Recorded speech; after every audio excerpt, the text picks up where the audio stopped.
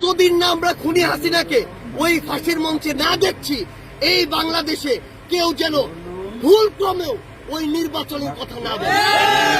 সরকারকে আমাদের জায়গা থেকে অনেকবার বলেছি, এই সরকারের দুইটা বিভাগের কাজ শুধু কাজের জন্য কাজ না, এটা তাদের রক্তের উপরে দাঁড়িয়ে যে দায়বদ্ধতা নিয়েছে, এই দায়বদ্ধতার জন্য কাজ।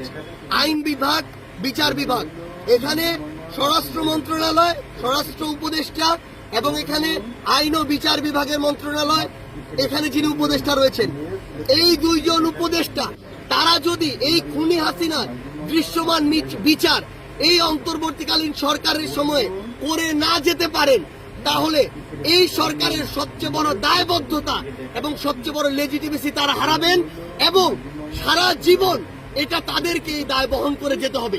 কিন্তু আমরা স্পষ্ট করে একটা কথা বলি, দায় বহন করে যাওয়ার মধ্যে সব শেষ না।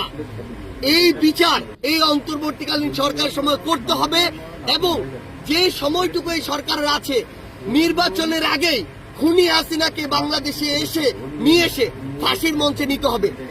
যতদিন না আমরা খুনি হাসিনাকে ওই ফাঁসির মঞ্চে না দেখছি, এই বাংলাদেশে কেউ যেন ভুল ক্রমেও ওই নির্বাচনের কথা না বলে।